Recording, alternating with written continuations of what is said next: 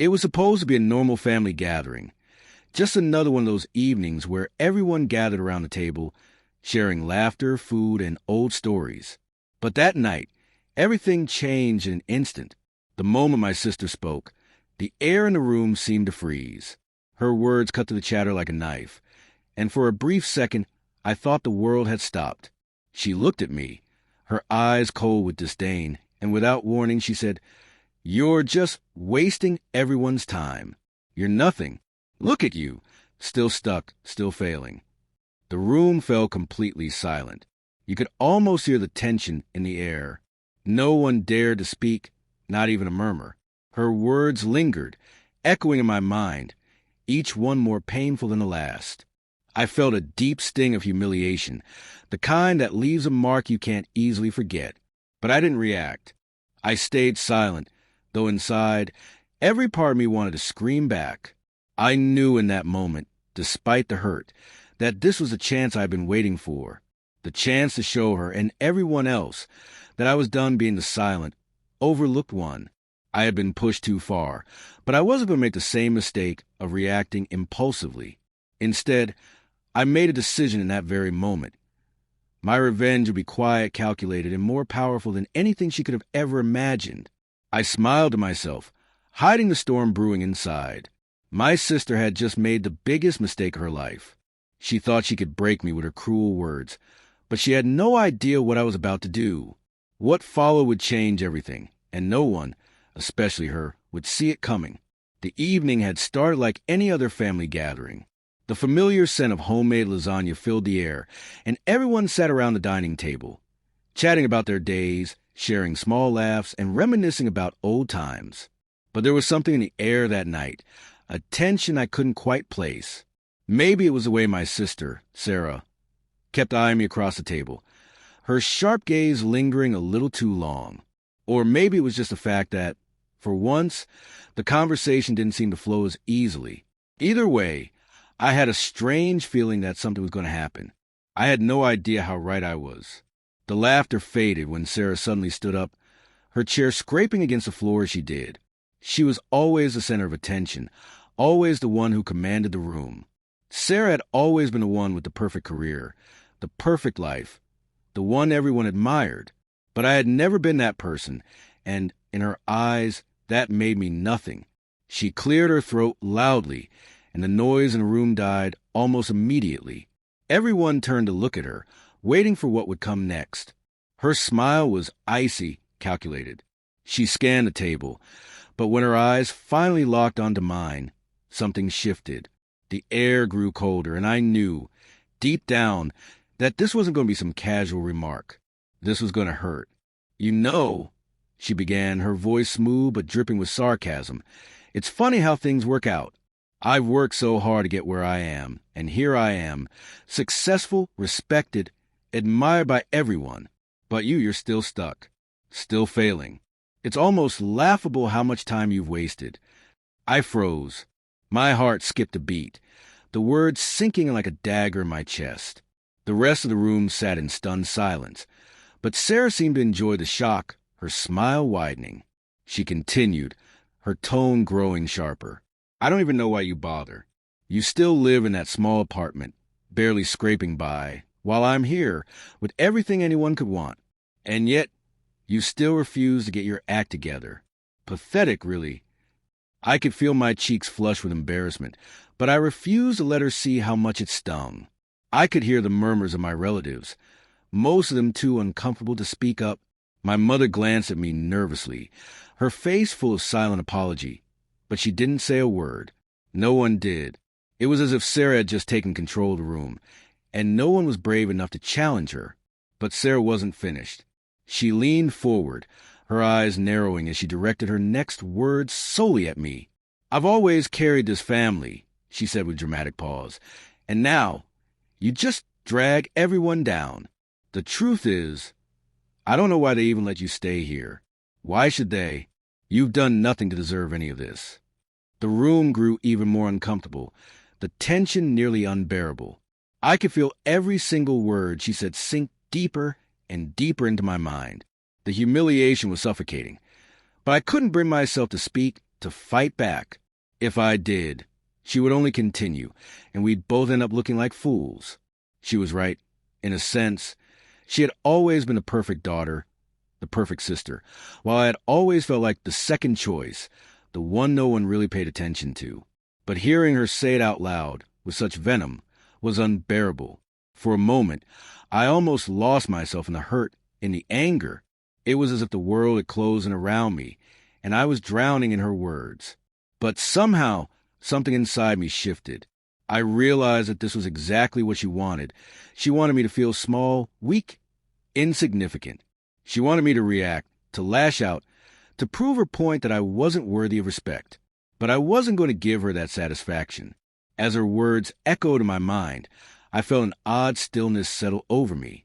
My hands trembled slightly, but I forced myself to remain calm, to hold my ground without a single word. Sarah, seeing that no one was responding, seemed to enjoy the silence. She straightened up, flashing a quick glance around the room. "I guess that's all I have to say," she finished, her voice colder now. "I'm tired of carrying this family on my own. I'm tired of watching you waste your life." She sat back down, as if her words had been nothing more than a casual remark, but I could see the satisfaction in her eyes. She had made her point. She had silenced the room, and for a brief moment, I saw the sense of superiority in her expression that always made me feel small in her presence. The table remained silent. No one said anything. My mother, my father, my relatives, they all sat frozen, unwilling to speak up, unwilling to challenge Sarah's dominance. And for a brief second, I thought I might be the only one who felt the sting of her cruel words. But in that moment, something changed in me. I wasn't going to be her target anymore. The night of Sarah's speech, I sat there in stunned silence, feeling a mixture of anger and humiliation flood my veins. I wanted to shout back, to expose her for what she truly was, a woman who, behind her success, using as a shield to tear others down. But instead, I did nothing. I sat there, absorbing every single word she said, letting it sink deep until I felt something shift inside me. No, I wasn't going to fight fire with fire. I was smarter than that. And that night, I made a promise to myself. My revenge would be quiet. It would be slow. And it would be far more powerful than any argument I could ever win. The next day, I woke up with a sense of calm determination. I didn't let the incident affect my routine. I went to work, kept my interactions light and professional, and avoided talking to anyone about what happened. The last thing I wanted was sympathy, and certainly not from Sarah. My plan was simple. I would outshine her without her even realizing it. The first thing I did was focus on things I could control: my career, my friendships, and my personal growth. I started by investing in myself. I enrolled in online courses to improve my skills. I updated my resume and began applying for better jobs, ones that would give me more freedom and financial independence. The work wasn't easy and it wasn't glamorous, but every success, no matter how small, felt like a victory. Meanwhile, Sarah continued on with her life, seemingly oblivious to the effect her words had on me. She still posted her perfect selfies on social media, still talked about her latest achievements at family gatherings, and still carried herself with that air of superiority. But behind the facade, I could see cracks beginning to form. As I worked quietly behind the scenes to improve my life, I began to notice the way people around me started reacting differently. Colleagues who once barely acknowledged my presence started to ask for my advice. I noticed that my boss, who had overlooked me for promotions in the past, suddenly began to pay more attention to my contributions. And it wasn't just my work that was improving. I was gaining confidence in myself, my abilities, and the choices I was making. But it was Sarah who was truly unknowingly creating the perfect storm for herself. While I worked on building myself up, she continued to chase after approval. The more she flaunted her success, the more isolated she became from a family. At the next family gathering, she started to brag about her latest career advancement, how she'd just gotten another promotion. But instead of the usual applause and admiration, I saw a few people glance at each other uncomfortably. My uncle, usually her biggest supporter, didn't say anything. My mother, though still reluctant to stand up to her, seemed unusually quiet. This was the first sign that things were shifting. And it was all because of the subtle way I had been acting, calm, composed, and focused. I wasn't playing her game anymore. I wasn't competing with her. I was simply living my life quietly and confidently. Every time she tried to remind everyone how much better she was, it only made her seem more out of touch. I began to push myself harder, setting new personal goals. I spent more time exercising, losing weight, and feeling better about my appearance. I joined a book club and started meeting new people, all while keeping a low profile on social media. It felt liberating. Slowly, I started to see results, not just in my career, but in my personal life too. I was becoming someone people respected. Not because I sought their approval, but because I was finally living authentically. But the real turning point came when I received an offer for a new job. It was everything I had hoped for: higher salary, better benefits, and a position that would give me the autonomy I'd always craved. I couldn't wait to share the news. But this time, I wasn't going to boast. I didn't need to. Instead, I casually mentioned the offer to the family during a dinner, as though it was just another piece of news. The reaction was exactly what I had hoped for. My mother smiled, my father gave me a congratulatory pat on the back, and even my brother seemed impressed. But Sarah, she didn't say a word. Her face tightened for just a second before she returned to her phone, pretending she hadn't heard. That's when I knew. I knew that what I was doing, what I'd been doing all along, was starting to have an impact. Sarah's insecurity was starting to show, and it had nothing to do with me directly. It was because I had no desire to compete with her anymore. I wasn't trying to be her. I wasn't trying to outdo her. I was just living my life, quietly building it into something that I could be proud of. As weeks passed, Sarah became more and more distant. She stopped trying to engage with me the way she used to. Her attempt to show off fell flat, and no one really paid attention to her anymore. Slowly but surely, I could see the cracks in her image begin to widen. While she'd been so focused on maintaining her perfect life, I had quietly slipped into the role of someone people genuinely admired. Not because I demanded it, but because I had learned to respect myself. The family began to shift in subtle ways, too. People were talking more about my accomplishments, and Sarah wasn't the center of every conversation anymore. She had started to fade into the background, while I, the person she had once looked down on, was now the one who was admired for my quiet, steady success. It wasn't that I had set out to destroy her. No, my revenge wasn't about bringing her down directly. It was about proving to myself that I didn't need to shout about my success to be valued. By taking control of my life, focusing on self-improvement, and letting the results speak for themselves, I had turned the tables in a way that she could never have expected. Weeks passed, and the changes I had begun to notice were no longer subtle. Sarah, once the unchallenged center of attention, was starting to falter. Her perfect image, carefully cultivated over years, was cracking piece by piece. And I could see it clearly, though no one else was brave enough to say it out loud. The more she tried to cling to the life she had built, the more it slipped through her fingers, like sand in the wind. It began with the small things, at first. A snide remark at a family gathering about her career success falling flat. A desperate attempt to one-up someone that only made her seem desperate. I watched it all unfold with a sense of detached satisfaction. The cracks in her armor were becoming more evident. What Sarah didn't realize was that her attempt to stay ahead of everyone else was making her seem more and more isolated. She was so fixated on proving she was better that she failed to notice the growing distance between her and the people around her. It was during one of our family dinners that I first saw the true extent of her unraveling. Everyone had gathered at my parents' house. My usual routine of bringing over food, making small talk, and pretending like everything was normal. But this time, Sarah was different. She was unusually quiet, barely participating in the conversations, her eyes flicking nervously from one person to another. I could tell she was uncomfortable, like she was waiting for someone to ask about her latest accomplishments, to affirm how impressive she was. But no one did. The questions that usually came her way, questions about work, her social life, her latest shopping spree, had stopped. People were starting to change their focus. And it was only then that Sarah realized she was no longer the focal point of the room. As dinner progressed, I could see the frustration building in her. She finally snapped, trying to shift the attention back to herself. "So," she said, breaking the silence with sharp tone, "have you all heard about the new project I'm working on? It's going to change everything for my career. People at work are already talking about it. My boss says I'm on track for a huge promotion." But as she spoke, something was different. Her words no longer had the usual weight they once did. There were no admiring glances, no praise, just a few polite nods and uncomfortable silences. I watched as her smile began to falter, the pride in her eyes dimming. She was used to being admired, to being the one everyone looked to for validation.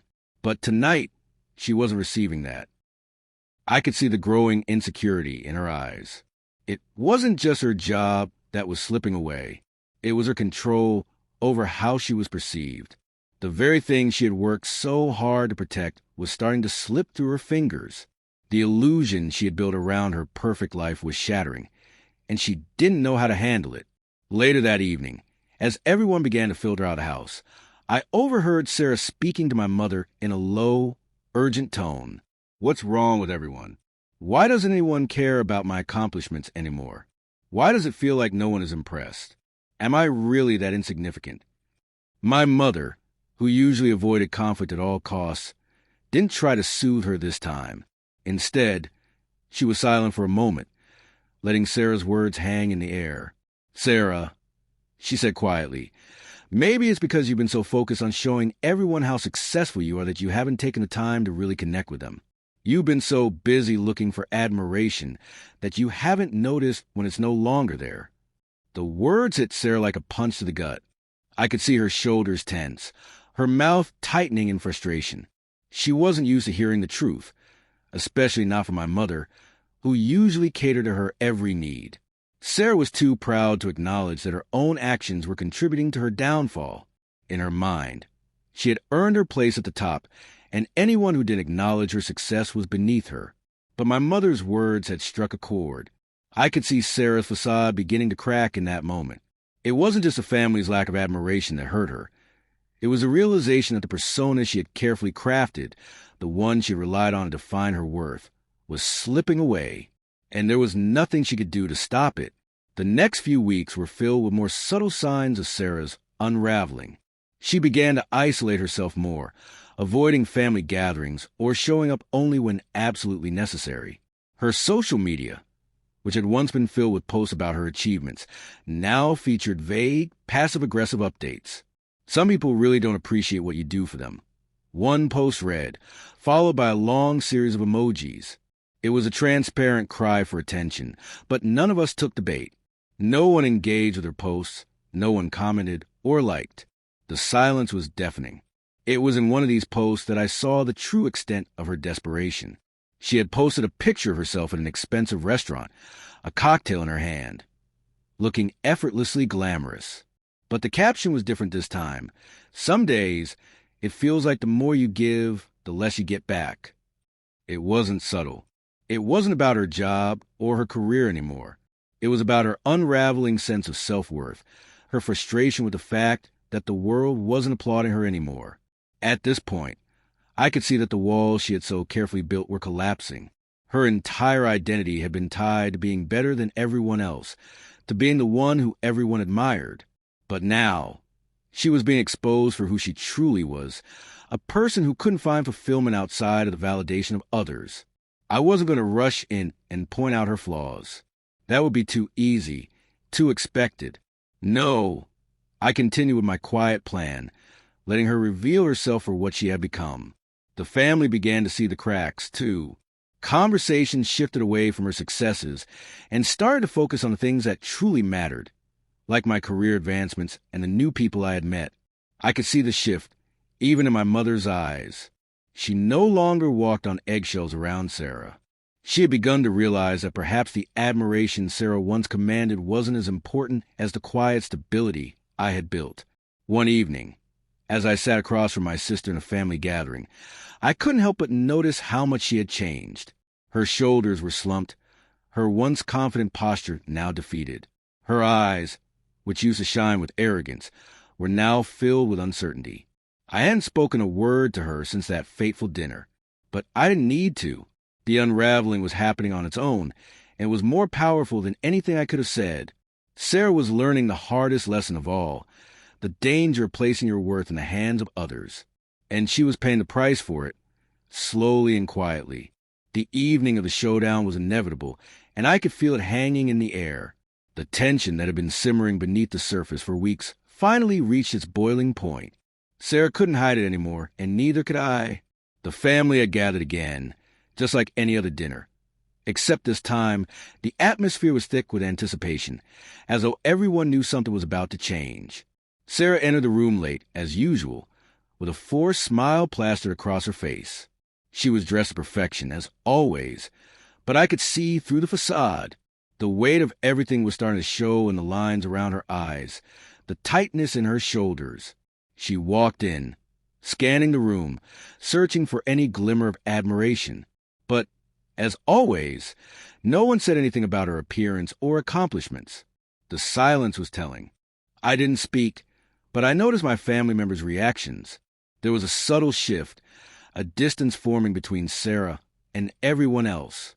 My mother seemed to glance nervously at her, while my father went back to his newspaper, pretending not to notice. The usual routine had changed. There was no more fawning over Sarah. It wasn't an outright rebellion. It was more like an unspoken understanding that had begun to replace the old dynamic. Finally, after a long and uncomfortable silence, Sarah broke it, her voice sharp and cutting. "What is going on with everyone?" she demanded, looking at each person with growing irritation. "I've worked my ass off for everything I have, and now, suddenly no one cares? It's like no one even appreciates what I've done. Why is it that every time I succeed, I'm the one left alone?" Her voice wavered with a mix of anger and desperation. She was pushing. She needed an answer. She wanted the validation that had once come so easily. But this time, there were no compliments, no offers of support. The room grew heavier with her words, and I knew it was my moment. I didn't rise to her bait. Instead, I sat back in my chair, watching her unravel further. I had no intention of lowering myself to her level.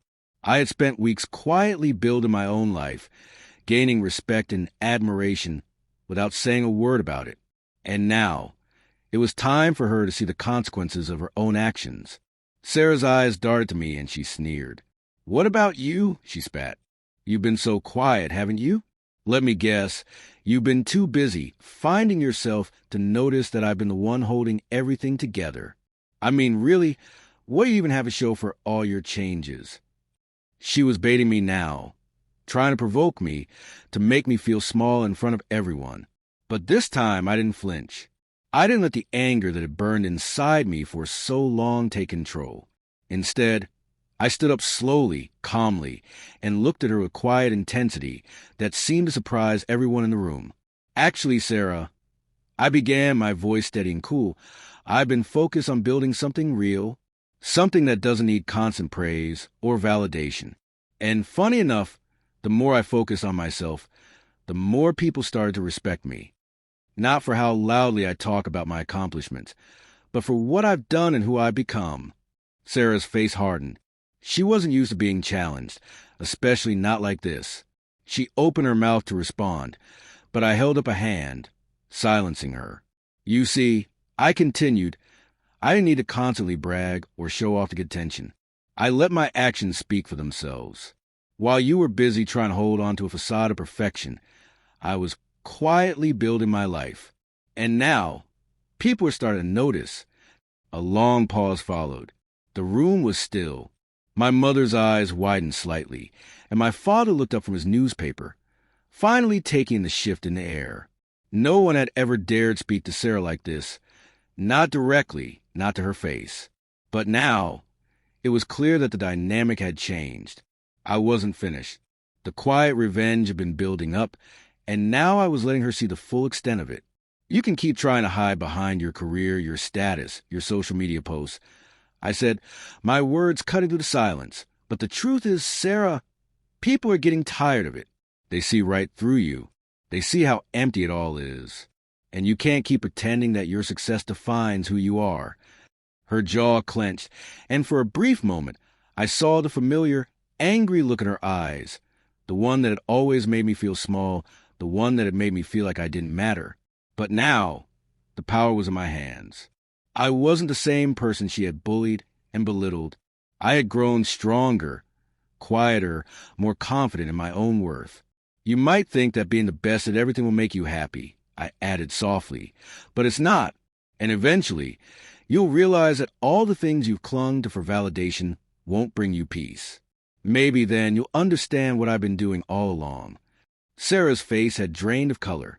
The anger, the resentment, the smug confidence she had always projected.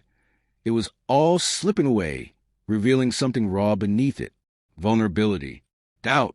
For the first time, she looked truly uncertain. For a long moment, she didn't say anything. She just stood there, her eyes flickering between me and the rest of the room. Then, without another word, she stormed out of the room, slamming the door behind her. The silence that followed was deafening. No one moved or spoke. I stood there for a moment, feeling the weight of what had just happened. The family dynamic had shifted.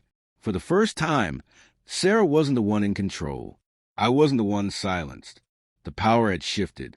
And in that moment, I realized that the quiet revenge I had plotted wasn't just about bringing Sarah down. It was about proving to myself that I didn't need to be anyone else. I didn't need her approval or anyone else's validation. I had built my own worth, piece by piece, and it had been stronger than any sharp word she could throw my way. As the room slowly began to fill with murmurs, I knew the course of things had been altered. Sarah's unraveling had begun, and no matter how hard she tried to hold on to her image, it wouldn't be enough anymore.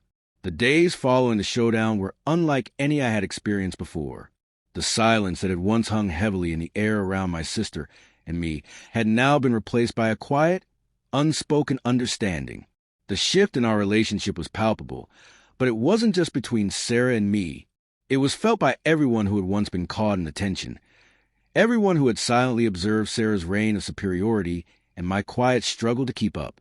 I didn't hear from Sarah for a few days after our confrontation. No angry texts, no phone calls, no passive-aggressive posts on social media. I knew she was processing what had happened, perhaps trying to convince herself it was just a temporary setback, or maybe, deep down, she knew that things had changed for good. I didn't care which it was. I had already made my peace. But I couldn't help but notice a slight shift in my interactions with the rest of the family. At first, there had been an awkwardness, a hesitation. Everyone knew that something had shifted, but no one knew how to talk about it. Slowly, though, things began to feel lighter. My parents, for the first time in years, seemed to be treating me with more respect, not out of pity, but genuine admiration. My mother, who had always been so protective of Sarah, started to approach me differently. She asked about my career and how I was progressing, something she hadn't done in years. It wasn't as if she didn't care before. She just hadn't seen me in the same light. The change in her and all of them was subtle, but it was there. I continued to work hard at my job, pouring myself into the projects I'd taken on. The recognition I had been quietly earning was now beginning to blossom in ways I hadn't anticipated. I received a promotion at work, one I hadn't expected but fully deserved. My colleagues, who had once only seen me as a quiet one, now saw me as a competent, driven professional, and the confidence I had been building over time was no longer a secret. It felt good to be respected, not for the image I projected, but for the actual work I was putting in. As for Sarah, she eventually reached out, but not in the way I thought she would. It wasn't a confrontation or an apology. It was a message, short and to the point. Can we talk? I could tell by the tone of her message that she was no longer the same person who had stormed out of that family dinner. She had seen the impact of her actions, not just on me, but on everyone around her. I didn't respond immediately. I knew I had to think about what kind of relationship I wanted moving forward. I had spent so many years trying to please her, trying to gain her approval, and now I was finally in control of my own narrative. After a few days of reflection, I agreed to meet with her. When we sat down, there was an uncomfortable silence at first. Sarah, as always, was impeccably dressed, her usual mask of confidence no longer hiding the uncertainty in her eyes. I could tell she had been humbled, in a way that wasn't easy for someone like her. I owe you an apology, she started, her voice softer than I'd ever heard it. For everything. For how I treated you. I didn't realize how much I was hurting you. I let her words hang in the air for a moment, unsure of what to say. I wasn't looking for an apology. What I had wanted all along was to be seen and respected. It was a small victory, but it was mine. I appreciate your apology, Sarah, I said calmly, but it's not just about that. It's about the way you see people, the way you use your success to make others feel small. I don't need your validation anymore.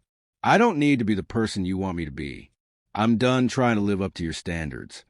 For the first time, Sarah didn't argue. She didn't try to defend herself. Instead, she nodded slowly as if processing what I had said. It wasn't a perfect resolution, but it was a start. I realized then that the sister I had once feared, the one who held so much power over me, was no longer the same person. She had begun to see herself through different eyes, the eyes of someone who had made mistakes and now had to face the consequences. Over the next few months, things between Sarah and me remained cordial, though distant.